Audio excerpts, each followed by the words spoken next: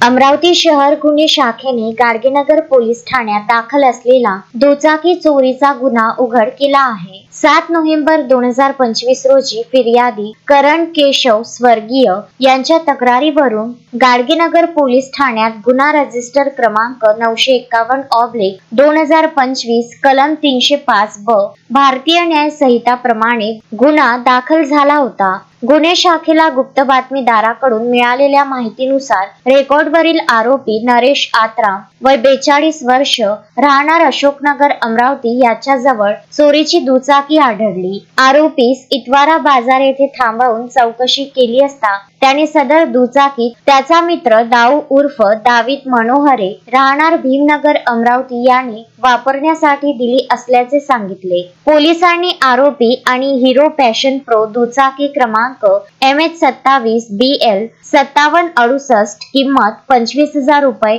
ताब्यात घेऊन पुढील तपासासाठी गाडगेनगर पोलीस ठाण्याकडे सुपूर्द केले आहे। ही कारवाई पोलीस आयुक्त अरविंद सावरिया यांच्यासह अन्य वरिष्ठ अधिकाऱ्यांच्या नेतृत्वाखाली गुन्हे शाखेच्या पथकाने केली आहे। शोएब खान, विदर्भ न्यूज, अमरावती।